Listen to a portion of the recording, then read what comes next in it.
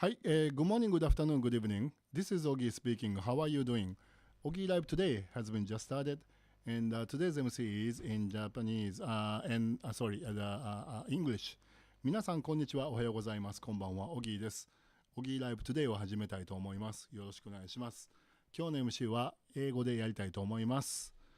Okay, so today we have a special guest from two people from Uganda. Hi, everyone. Hi, Emmanuel. How are you doing? Hi, Ogi-san. Happy to be here today. Okay, こんばんは。こんばんは、こんに Okay. ちは。Hi. Okay, thank you. Hi, Ryonga. はい、小木さん、こんにちは、こんばんは。Hi, こんにちは、こんばんは。Okay, how are you today? 元気です。I'm very fine, thank you. 元気です。Very good. Okay. How are you, 小木さん I'm doing good. Thank you very much. I'm trying to like look good with my the sunglasses, you know. かっこいい。かっこいい. Okay. Okay. Thank you very much. Okay. So just today we just would like to talk about Uganda, especially like we want to talk a bit about IT situation in Uganda, um, and regarding the basic like information about Uganda has been already presented by these two gentlemen last year. So there has been archive already. So please take a look at that as well. Okay. So just today I would just would like to focus and so like could you guys actually please introduce yourself? Maybe like a little bit focusing on the IT point of view, what your experience and your what you do, etc. Maybe what you do in like the in a little bit more like the concrete point of view. Okay. So Emmanuel-san, please. Hello, happy to be here at Ogi Live today. My Thank name is Ninsima Emmanuel, and I'm from Uganda. I work with the Ministry of ICT and National Guidance, which is responsible for overseeing the ICT sector in the entire country, Uganda. I have been dealing with policy formulation for over 10 years, and I'll be speaking about some policies that we have developed in Uganda. And for example, I'll be talking about the current BPO, Business Process Outsourcing policy, and that will be the major today. I am currently doing internship at Scale Out, of which I am enjoying Japan and studying a lot. I'm passionate with blockchain technologies, of which we are trying to implement the NFT part of blockchain within Scale Out as an organization here in Japan. I look forward to being a bridge between Japan and Uganda and looking for future collaborations and future networking opportunities within Japan and Uganda. Thanks to JICA. JICA is one of the corporations that I admired most. I hope I'll be enjoying my stay until I leave on the 18th of March this month. Thank you. Thank you very much, Emmanuel. That's a very good, thorough introduction. Okay, Ryonga-san, please. はい、hello, 小木さん。Thank you for having me on Ogi Live today. My name is Daniel Ryonga. I'm a software engineer by profession. Before I came to Japan, that back in 2023, I was, I am a co-founder and CEO of a tech health startup in Uganda called Teheka. Teheka is a platform that helps connect families to qualified nurses for dedicated care, in-home care. Ideally, we bridge the gap between being discharged from the hospital and continuity of care at home. At Teheka, mostly my roles beyond the business side was building the tech platforms. I'm a full stack software engineer. My tech stack include the Peto stack, which is Phoenix, Elixir, and the related live view and everything. Then Node.js and also Django and Python are the core programming languages that I build with. However, I think one of my highlights of my tech career was back around 2018 when my application that I built for Teheka, the mobile app, was featured on Google I/O event for Firebase. So I also used to build Android apps back then. I haven't done that in a while, but it's a skill that I do have, I think, in my bucket. Coming to Japan, I focused mostly on digital business and innovation at as my master's program. The focus here was to try to always bridge the gap between technology in the field and business. So I like to be at that intersection and currently looking into AI application and LLM operations. And as I'm finalizing my internship at Scale Out here, I've been working mostly on building AI-backed applications and supporting around the infrastructure and technology of the company. Yoroshiku onegai shimasu. Hi, thank you very much, Ryonga.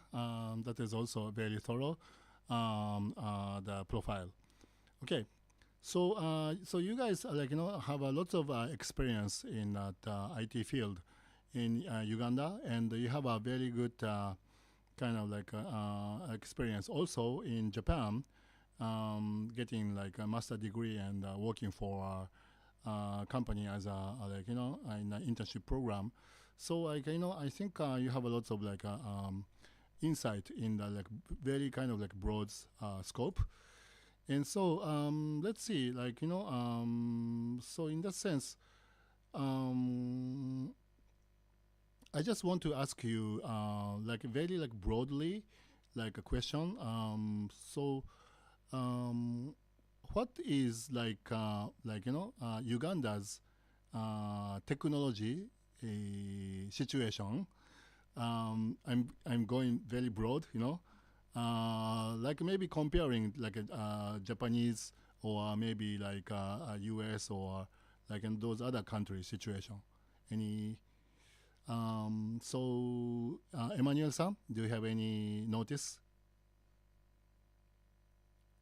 Yeah, thank you very much. When it comes to technology, technology has no boundaries. First of all, I realize that there is no boundary between the technologies being developed. Wherever you are, the technology unifies you. So once you realize that there is a unification of technology between humans, there is no difference between the boundaries of Japan or Uganda. The technology that runs here in Japan is similar to the Japanese, is similar to the Ugandan technology. However, the mindset is always different. It comes back to what we call maturity level. The maturity level is always different. You cannot compare the humans in terms of understanding technology, comparing, for example, Uganda and Japan. You find Japanese understand the technology very well, better than the Ugandans. However, the technology cuts across throughout the world. So there is need to always talking back in the sense of technology policy formulation. There is always need to understand that the technology needs to be governed. For example, in ICT ministry right now, we are looking at how we can have a policy within artificial intelligence or AI. And it's a discussion that is around the table on how AI will be governed, how AI will be implemented in the country, comparing to other countries like USA or Japan. We've had an opportunity to sit with other organizations here in Japan to see how the open large language models work, of which the same LLMs are the same LLMs that are working in Uganda. You cannot differentiate between the two LLMs. The only difference is the distance and the boundaries. However, technology cuts across all through all those. I think that is what I can say about that. Thank you very much. Okay, so that's very interesting. So so like it's a very hot topic in Uganda about the governance of or policy of AI. So like thinking about mindset is very important. So I think that's also like very like the new topic in Japan actually. So like you said, like there's no boundary. So like the LLMs are used in also between Japan and Uganda. So maybe there are lots of like the two like similar thinking about policy making of regarding AI. You know, yeah. So yeah. Thank you very much for your comment. Okay. Ryonga-san. Thank you, Oxan, and thank you, Manuel, for that overview. And I think let's start from where Manuel has given guidance in line with the maturity of technology Sure. use, especially between Uganda and Japan. The one thing that for me I saw here is mostly embedded technology. The technology is around you, with you all the time. Like engineering, for example, you walk through the train gates, tap and go. You go to many places, maybe even just places like parking, street parking. A lot of things are integrated and interconnected. A lot of integration and interconnection between systems. Like IC card pays for the vending machine and also still takes you on transport. That's one thing that I see back home that in Uganda has not yet evolved very well. And I think, of course, this comes from the maturity of the technology.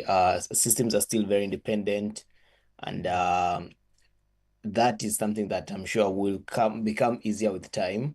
So then also when it comes to like in terms of still technology, we're most like fintech, financial technologies focused on financial inclusion. Whereas here, when in terms of what I've seen when it comes to financial technology, is more of like allowing people to spend easily. Whereas back home, I see it's mostly trying to get the people to start using like banking solutions. So you find that the models are very different. Here, free transactions, free like almost everything at zero rate. Whereas back home, we still have people being charged like a few transaction fees. The one thing that I really like about back home in terms of technology is the skill set. It's easy to get a lot of not easy, but it's convenient to find people to work with. You can go into a university, you'll find hackathons that have young engineers that are willing to burn the midnight oil to get products out. It reminds me also of my university days. So a lot of hackathons are happening, a lot of all technologies that from blockchain to AI to web to recently I was mentoring in the engineering bootcamp dedicated to people coming up with engineering solutions. So that's in terms of talent, there is a lot of talent that's available to execute on tasks. A lot of similarities still here. For example, like Emmanuel mentioned that it's the same open LLMs that we're using. It's the same LLMs that are being accessed in Japan as we're using back home. Things, of course, like web services, same AWS, GCP, Azure, and tech tools, GitHub, VS Code, agile development methodologies. So for example, at my time at Safe Border, these are that's like back in 2018, these are some of the things that we were actually, same tools we were using, nothing very different. In terms of me as an engineer being in the two different spaces, the one advantage I see, or among many other advantages, is anywhere you sit, you can start working in Japan. Internet is very available, and more affordable. So you'll always have that good connectivity or good access to internet. A lot of cafes dedicated to co-working. Back home, cafes are not really dedicated to co-working space. So you have to go to a specific place like maybe Outbox, Hive Collab, the incubation hubs that have co-working spaces. Whereas here, you don't necessarily have to go to such a place. You can even go to a normal cafe and spend your day there working. All those systems have been designed to allow people to work from anywhere and anytime. So at high level, I think that's what I would say about the current comparison or my experience being in the two countries. Okay. Thank you very much. That's very, very thorough information too. So, like compared to Japan, probably Uganda has somewhat like the developing country aspect. So for the like infrastructures, maybe like as you still have to build somehow. So that affects that like your technology force. But it's good to hear that you have a very good the skillful people. Maybe you have a good education system currently. The one question might be that this is once again about AI, but so there's going to be like a vibe coding and also like a copilot programming, etc. So that people are saying that junior level developers having less opportunities in a worldwide level actually. So what do you think about that change and maybe your necessity to change the society? Should I answer or Emmanuel? Ryonga-san. I think vibe coding comes with its advantages and disadvantages. And as I was mentioning, I specifically mentioned universities and boot camps. So for me, at the end of the day, even if you're vibe coding, you still need the person will end up being a software engineer. I don't know how that will look like later. We'll still need the basics of software engineering, or for example, being a computer scientist. You might not write the code, but you need to know how the code works. You need to know the system engineering, at least the mental models that you need to apply to get the application to work. And that's the difference between having an application and having a system.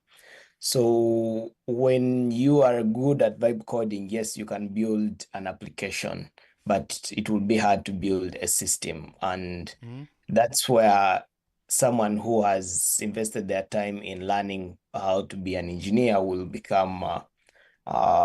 will have an advantage over you. So you'll always, that's even in any industry, there's always someone who does things faster, there's someone who does things slower, but they all have their advantages. So in aspects of junior engineers, yes, there will be a downtime, and that I think people should accept that. Change comes with ups and downs. However, you have to know why you decided to take this path. So just because you're a surfer and there are no waves doesn't mean you don't go to practice.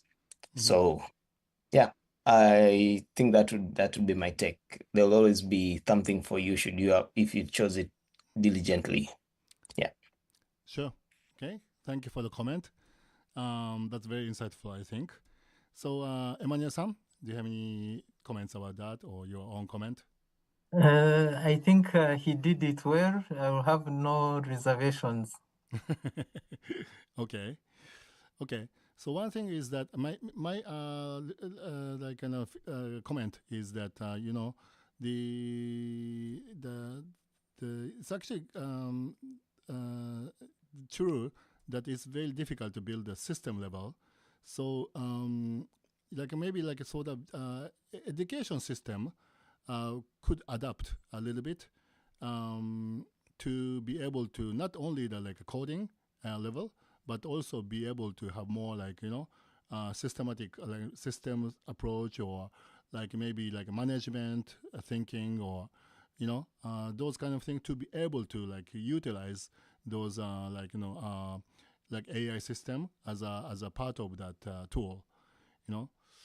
So like maybe this is also true in the other countries, like maybe Japan too. Yeah. True. Yeah. Hmm. Okay. Thank you very much. Okay. So just want to have more question, but actually time is running out. But could you guys answer a little bit more like a question? Just maybe the final question, but how do you foresee Uganda's IT future? Okay, That's an Emmanuel question, definitely. Emmanuel-san. Emmanuel-san. Yes. To begin with, like Ryonga-san said, that we have enough dedicated and educated workforce. It is close to 70% in the age bracket of between 18 and 35 years that is dedicated to do work. However, there is no work there is a lot of unemployment. So Uganda came out with the BPO policy. Like I said, I'll talk about the BPO policy. Thank you for the question. So we have the business processing outsourcing policy, of which it aims at how we can create an ecosystem where companies can acquire external services from third-party services. So in that sense, you find there are objectives that we have alongside the policies that I already talked about. There are many policies like the Data Protection and Privacy Act, like the cyber laws, but the objectives of the BPO policy are 5 of them: to facilitate public and private sector process reengineering, then to ensure minimum operation costs for BPO, then also to enhance access to markets for BPO operators, then to also enhance skilled labor force for BPO, and also to provide adequate private public infrastructure support for the BPO ecosystem. So those are the 5 objectives that we have for the BPO. It is the current situation, BPO policy of 2025, and it is newly assigned by the minister. So we look at how the innovators can be able to link up with other countries' labor force, for example, and companies actually. For example, we've had Japan visit Uganda through the UJ Connect. UJ Connect is one of the projects that the ministry is working on between JICA and Ministry of ICT. So I project a very good and vibrant ICT sector with the leadership that we have, and I hope it will be seen even here in Japan as we collaborate together. Thank you. Thank you very much, Emmanuel-san. Yes, as for that, so that the BPO, actually he mentioned from the beginning of this session, and so that this is very like a important initiative, and it's actually very good that you have like those kind of 5 principles to work on.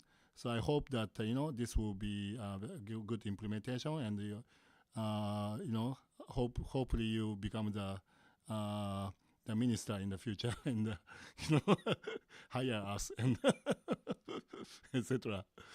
Yes. Thank you very much for the comment. That's very very insightful. Thank you. And Ryonga-san, so as a private sector or like startup point of view, there's those like policies or like vision align with your like private sector reality point of view. I totally agree that we need some of these policies in place. They allow us to, especially in the private sector, to know how to find opportunities in government or through the government outwards or through the government to other government parastatals. So, as Emmanuel has mentioned, I think one of the takeaways, even for me from this call, is there should be an opportunity where like there's dev shops or let's say software development companies that are ready just to bring to receive contracts or receive contracts work either from parastatals or from private other private businesses, because these frameworks provide the like guiding principles on how the two parties can work together, or even if you're a small company or a startup in Uganda, you can be able to provide services to uh, other organizations like in Japan. And the existence of such guiding principles or rules to guide the operations are very key, both for startups, for the government, and for the parties that are seeking to tap into the massive workforce that we have. So I should go home, and one of the things should be gather all my engineers. We build a tech a tech house. Yeah. Hmm. So yeah, I think it's something that definitely it's a policy that we are happy to have as a country. Okay. Thank you, Manuel, and your team. Very good. Thank Yeah, very good. Okay. So yeah, so I hope like I see like a very good kind of like the like I'm seeing the a Uganda future from the both side like public and private sector, and you guys are representing those. You'll be like a big CEO, Ryonga-san, in the future. So you guys have a like good party in the future, ne? Definitely. And like needless to say, I hope that you have a very good relationship with Japan, and sometimes Japanese company may like the order some project for you, or maybe vice versa. Maybe in the future, maybe a Japanese company may undertake Uganda project, for example. Like let's keep this relationship. Yeah. Yeah. So I'm very glad that you have a scale out internship, and enjoying a lot of interesting work that has been done altogether. So thank you very much. Okay. And internship still continues. And the relationship continues. So like hopefully like you have a like good momentum. 大丈夫? Definitely. Definitely ですね. Okay, thank you very much. Okay, so actually time goes fast, and this is still already like almost 11. So let's me move on to the music section. Okay, last time actually Ryonga and the other people Ogisan, your voice has gone low. Hi? Your voice is a bit low, so Okay.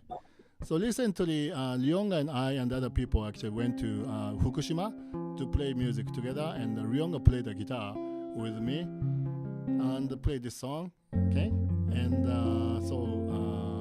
let's play this one. Get Well. Emmanuel, you actually sometimes joined Ogi Love today. Yes.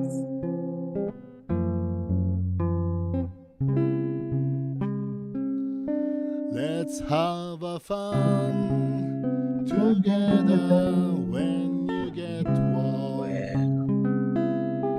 Nothing to worry about, 'cause we can take this moment to take a rest and channel energy. Get well, Get get well.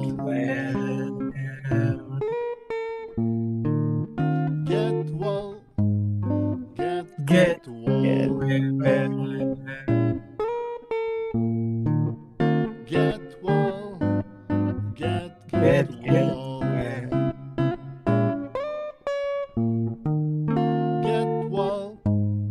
Get well, get well. Hirako chikara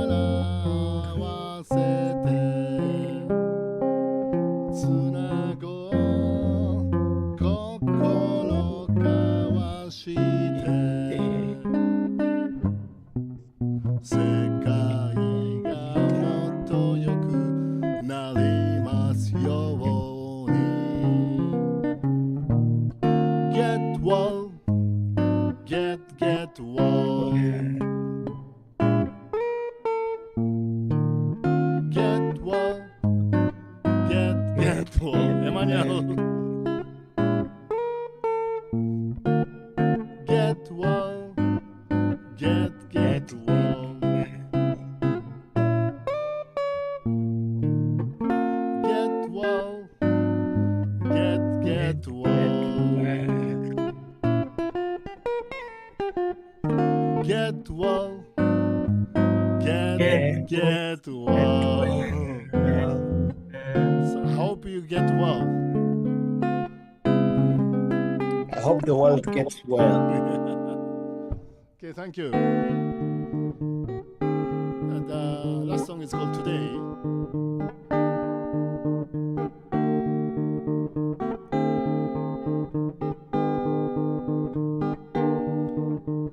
遠い遠い未来へとつながるこの瞬間遥か彼方過去だった自分が今ここにいる Wanna tell you I love you 心を支配している Oh yeah I need you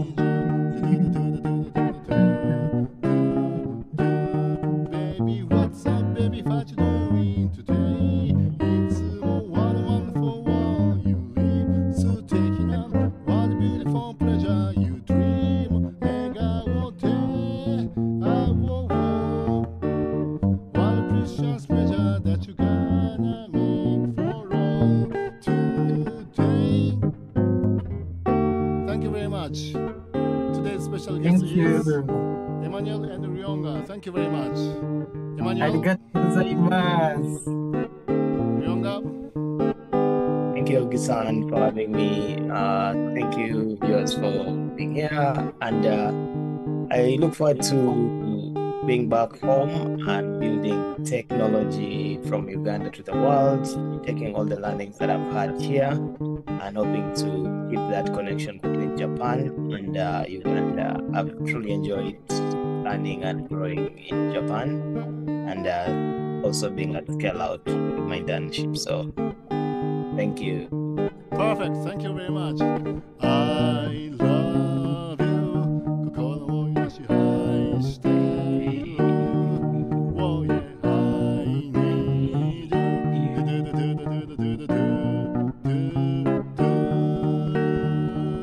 Once again what's up baby what you doing today いつも What a wonderful world you live 素敵な What beautiful pleasure you dream 笑顔で Oh, oh, oh What a precious treasure that you gonna make for all today 素敵な笑顔で Oh, today Whatever we're gonna be you win きっと駆け抜ける時の中で願いを届けよう What a precious treasure that you gonna make for all today Thank you Today's Ogi Live today was with a special guest from all over from Uganda, Africa, thank you very much, East Africa, the IT session. ありがとう